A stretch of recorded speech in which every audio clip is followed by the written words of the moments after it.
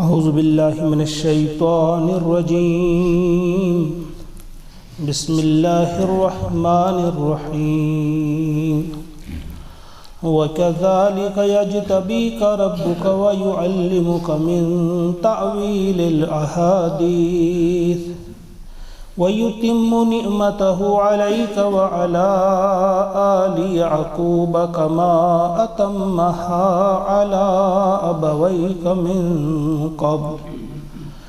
مِن قَبْلُ إِبْرَاهِيمَ وَإِسْحَاقَ إِنَّ رَبَّكَ عَلِيمٌ حَكِيمٌ آمنت باللہ صدق اللہ العظیم۔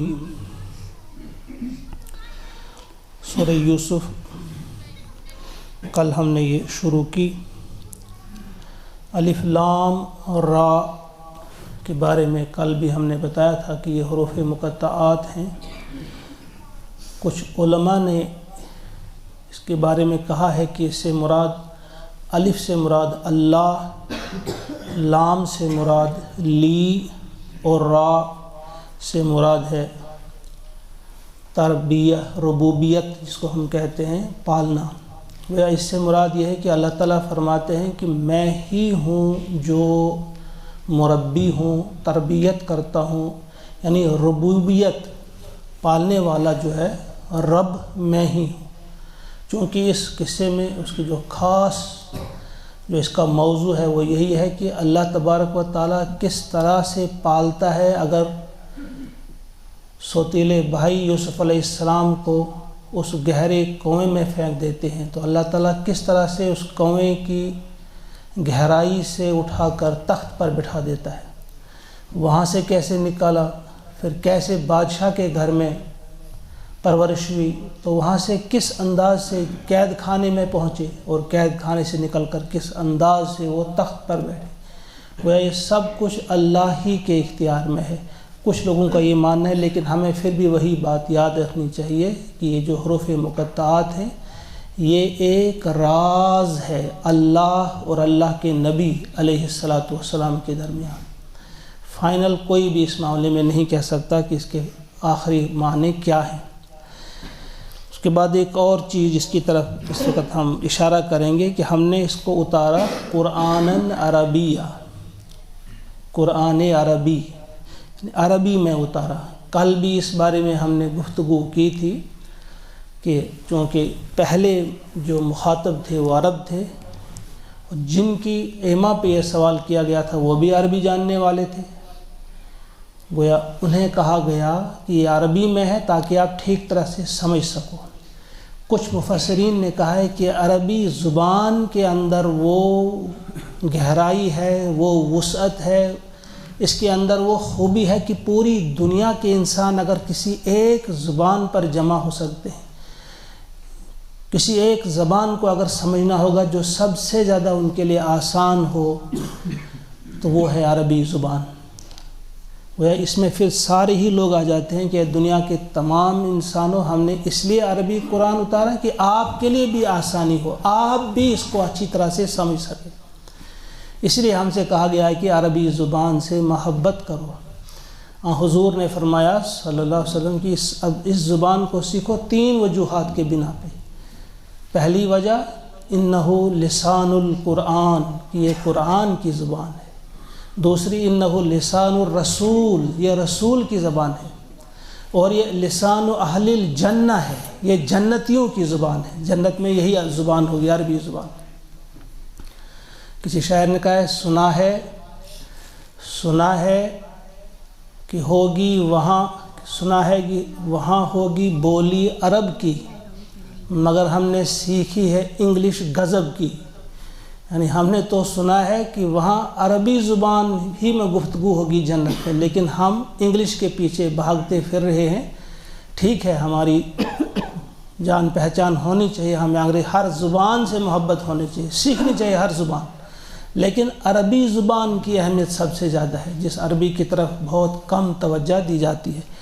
تو فرمایا کہ یہ قرآن عربی ہے، اس لیے لعلکم تعقلون، تاکہ تم عقل سے کام لو۔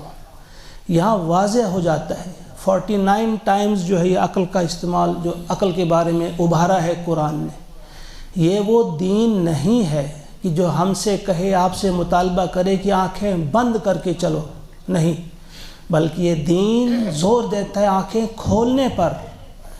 کہیں آیا ہے قرآن پاک میں، آپ نے پڑھا ہوگا انظرو، دیکھو، کہیں آیا ہے علم ترا، کیا تو نے نہیں دیکھا، کہیں آیا ہے علم ترو، کیا تم سب نے نہیں دیکھا۔ گویا یہ آنکھیں کھولنے پر زور دیتا ہے۔ یہ کتاب کہتی ہے آنکھیں کھولو، جو کائنات میں بکھری ہوئی نشانیاں ہیں ان پر غور و فکر کرو، آسمان پر، سورج اور چاند اور ستاروں پر غور و فکر کرو۔ گویا یہ دین آنکھیں بند کر کے چلنے والا دین نہیں ہے، بلکہ یہ کہہ رہا ہے کہ آنکھیں کھول کر۔ اسی لیے ہم سے کہا جاتا ہے کہ نماز بھی جب آپ نے ادا کرنی ہے تو آنکھیں بند کر کے نہیں، آنکھیں کھول کے پڑھیے آپ، اندھیرے میں نہیں، بلکہ وہاں روشنی ہو، روشنی جلا کے رکھا کرو، اس کے بعد نماز ادا کرو تم، اور آنکھیں تمہاری کھلی ہوں، آنکھیں کھول کر نماز ادا کرو۔ تو اس سے بھی ایک اشارہ ملتا ہے ہمیں کہ یہ عقل پر زور دیتا ہے کہ اپنی عقل کو استعمال کرو، اپنے شعور کو استعمال کرو۔ تو فرمایا کہ یہ اس لیے قرآن عربی زبان میں ہوتا ہے تاکہ تم عقل سے کام لے سکو اور تم سیدھے راستے کی طرف آ سکو اور اس کو قبول کرنے والے بنو۔ عرب جو تھے مخاطب، ان سے بھی کہا جا رہا ہے، اور جن کی ایما پہ یہ سوال کیا گیا تھا، وہ یہودی جو تھے، جنہوں نے یہ سوال کیا تھا، جو وہاں سے بھیجتے تھے ان کو کہ یہ سوال پوچھو، وہ پوچھو، ان کا بھی جواب تھا کہ عقل سے اگر کام لوگے تو یہ بہتر ہے۔ پھر فرمایا نحن نقص علیک احسن القصص، ہم یہ بیان کرنے جا رہے ہیں، جو بہترین قصہ بیان کرنے جا رہے ہیں۔ احسن قصہ اسے کہا گیا ہے، کیوں کہا گیا ہے اسے احسن؟ جس طرح اذان کے لیے لفظ آیا ہے کہ احسن آواز اگر دنیا میں کوئی ہے وہ اذان کی آواز ہے، احسن آواز۔ تو انسان کے لیے کہا گیا احسن تقویم، بہترین ساخت پر اگر کوئی بنایا گیا ہے وہ انسان ہے۔ تو یہاں کہا گیا احسن القصص، احسن قصہ اگر کوئی قصوں میں ہے وہ ہے، حالانکہ بہت سارے قصے یہاں بیان کیے گئے، لیکن یہ انتہائی حسین اور خوبصورت قصہ ہے۔ اس میں بہت ساری چیزیں آ جاتی ہیں، آگے ہم پڑھیں گے کہ یہ اس میں آیات ہیں، اس میں بہت سارے اسباق ہیں، کیا کیا اس سے آدمی سیکھتا ہے، وہ آگے ہم پڑھیں گے انشاءاللہ۔ پھر یہاں سے شروع ہوتا ہے، پھر اذ قال یوسف لأبیہ، اس خواب کے بارے میں۔ اذ قال یوسف لأبیہ یا بتی انی رأیت احد عشر کوکبا والشمس والقمر رأیتہم لی ساجدین۔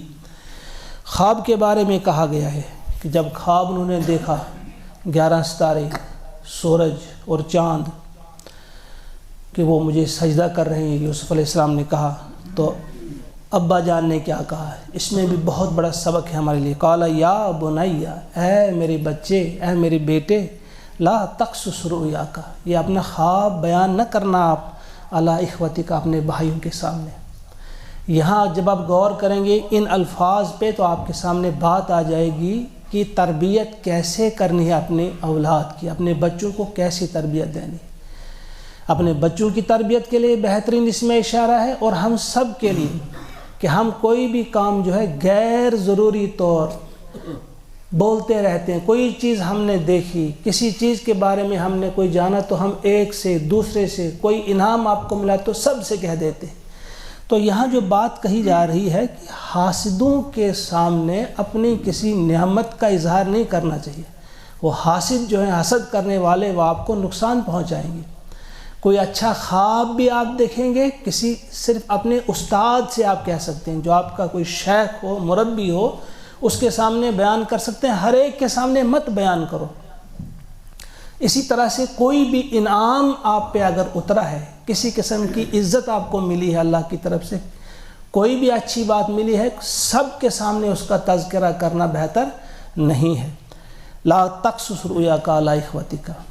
یہاں اس میں ایک اور نقطہ بھی ہے کہ اس لیے نہیں کہ یعقوب علیہ السلام اپنے بیٹے کو یہ بات نہیں سمجھا رہے تھے کہ تمہارے بھائی بڑے خطرناک ہیں، حاسد ہیں، یہ ہیں وہ ہیں، نہیں، اس میں ایک یہ بھی نقطہ ہے، وہ اپنے ذہن سے سوچتے تھے کہ اگر ان تک یہ بات پہنچ گئی، کہیں وہ فتنے میں نہ پڑ جائیں، کہیں وہ حسد کا شکار ہو کر کوئی غلط قدم نہ اٹھائیں اور وہ گناہ گار ہو جائیں۔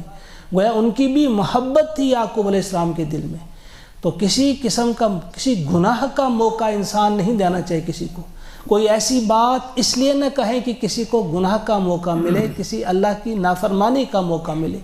اس لیے فرمایا کہ مت بیان کرو اپنے بھائیوں کے سامنے یہ خواب۔ کیوں؟ اب اس میں یہ تربیت ہے کہ جب آپ کوئی حکم کریں گے اپنے بیٹے کو، اپنے بچوں کو کوئی حکم دیں گے، خالی حکم نہیں کرنا یہ کرو یہ مت کرو، نہیں، اس کے ساتھ سمجھانا بھی ہے محبت کے ساتھ، کیوں نہیں۔ فَيَكِيدُوا لَكَ كَيْدًا، وضاحت کی کہ وہ کوئی پلان کریں گے، کوئی منصوبہ بنائیں گے آپ کے خلاف، وہ کوئی ایکشن کریں گے، کوئی چال چلیں گے۔ اور کیوں چلیں گے؟ کیونکہ شیطان ان الشیطان للانسان عدو مبین، کیونکہ شیطان جو ہے انسان کا کھلا دشمن ہے۔ گویا اس میں یہ سبق ہے کہ جب آپ سمجھائیں گے کوئی بات اپنے بیٹے کو، کیا کہتے ہیں جب ہم صبح جاگتے نہیں ہمارا بچہ، ہم کہتے ہیں کتے کی طرح سوئے ہو، اٹھو، اتنا کھایا شام کو تو اب کہاں اٹھو گے؟ نہیں، اس طرح سے کوئی اٹھنے والا نہیں۔ آپ اس کے پھر دو دماغ تیار کر رہے ہیں، ایک تو بغاوت والا ذہن اس کا تیار ہوگا، دوسرا آپ کے سامنے کرے گا ہاں ٹھیک، وہ آپ کے سامنے کچھ تو کہے گا نہیں، لیکن اندر ہی سے اندر وہ باغی بننے جا رہا ہے۔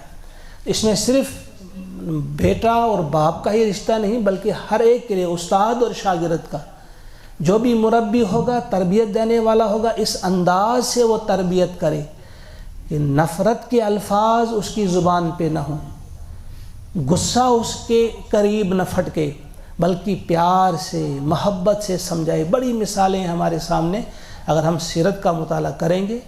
جب حضور علیہ السلام کے سامنے وہ شخص ہے، آپ کو یاد ہے، جس نے کہا کہ بس میں اسلام قبول کرتا ہوں، میں سب کچھ مان جاؤں گا، مگر صرف ایک کام کی مجھے اجازت دی جائے کہ میں بدکاری کروں گا، بدکاری سے مجھے منع نہ کیا جائے۔ تو صحابہ غضبناک ہو گئے کہ ہمیں اجازت دو، ہم اس کا سر قلم کریں، اتنا گستاخ۔ آپ نے کہا نہیں، خاموش رہو۔ آپ نے اس کو اپنے قریب لایا، کہا آ جاؤ آگے۔ اس کے بعد سمجھایا کیا ہے جو تم بات کہتے ہو، کیا تم چاہتے ہو تمہاری ماں کے ساتھ ایسا ہو، تمہاری بہن کے ساتھ ایسا ہو، بیٹی کے ساتھ ایسا ہو؟ کہا نہیں، ہرگز میں تو یہ برداشت نہیں کروں گا۔ کہا یہی سوچو پھر یہ کس قسم کی گھٹیا بات اور ہلکی بات آپ کر رہے ہیں۔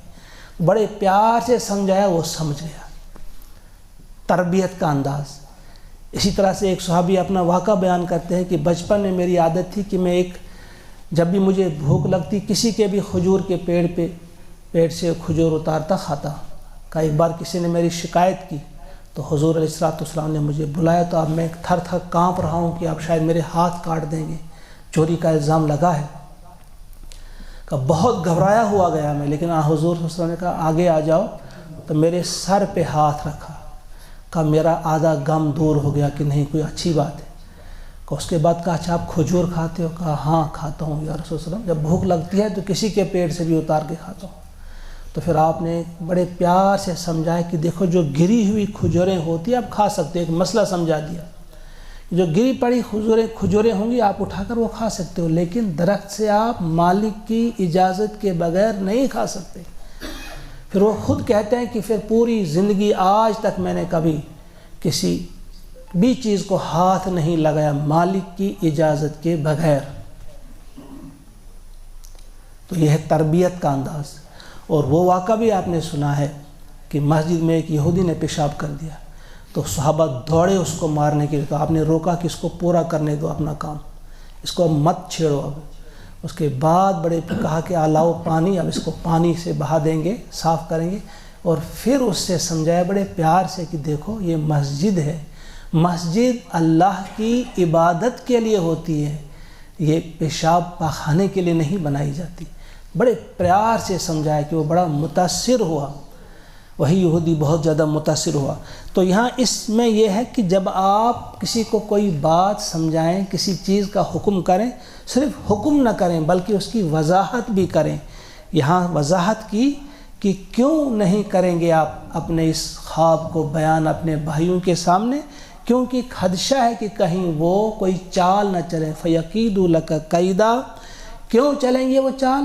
إِنَّ الشَّيْطَانَ لِلْإِنسَانِ عَدُوٌّ مُبِينٌ، کیونکہ شیطان جو ہے انسان کا کھلا دشمن ہے، وہ کچھ بھی کسی بھی وقت کسی بھی قسم کی پٹی پڑھا سکتا ہے کسی بھی شخص کو، لہذا انسان محتاط رہنا چاہیے۔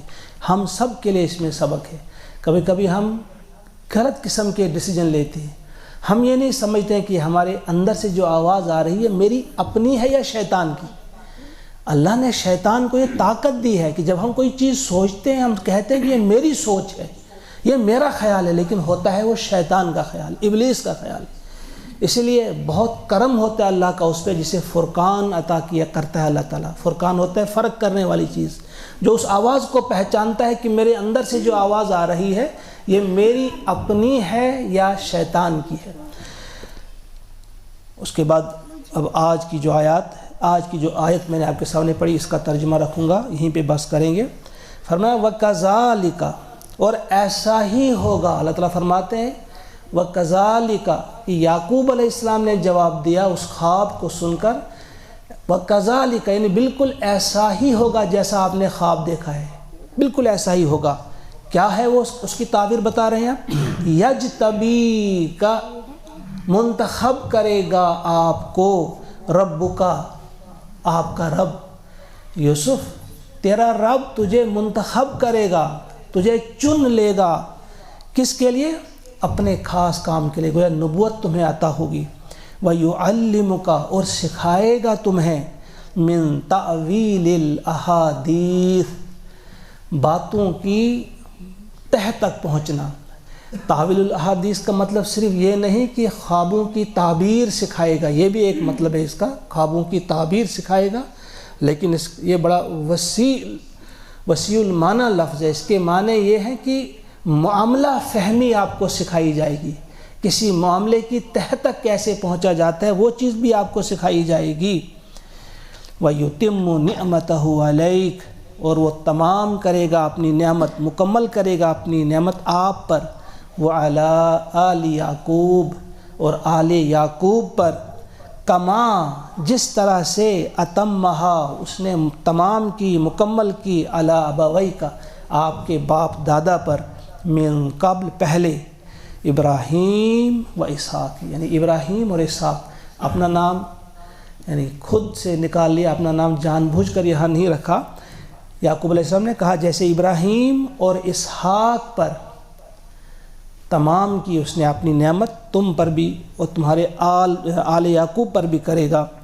ان ربک علیم حکیم، بے شک تیرا رب جو ہے وہ علیم ہے، جانتا ہے کون کس کے لائق ہے، نبوت کسے عطا کی جائے، انعامات کسے ملیں، کسے عزت دی جائے اور کسے ذلیل کیا جائے، کسے راحت دی جائے اور کسے تکلیف دی جائے، وہ جانتا ہے کون کس چیز کے قابل ہے۔ فرمایا ان ربک علیم حکیم، بے شک اللہ تعالیٰ جانتا ہے اور وہ حکمت والا ہے، وہ دانائی سے بھرا ہوا ہے، وہ دانائی اسی کے پاس ہے، وہی دانائی کا مالک ہے۔ اللہ تعالیٰ سے دعا ہے کہ ہم سب کو توفیق عطا فرمائے۔ یہ مکمل ہوا پہلا رکوع، انشاءاللہ کل اگلا رکوع جو ہے اس کا مطالعہ کریں گے ہم۔ ان آیات پہ اللہ تعالیٰ ہم سب کو توفیق عطا فرمائے کہ ہم سچ عمل کرنے والے بھی بنیں۔ اللہم اجعل القرآن ربیع قلوبنا ونور ابصارنا وشفاء صدورنا وذهب حمومنا وغمومنا، وصلی اللہ وسلم علی سیدنا ومولانا محمد وآلہ واصحابہ اجمعین برحمتک یا ارحم الراحمین۔ السلام علیکم۔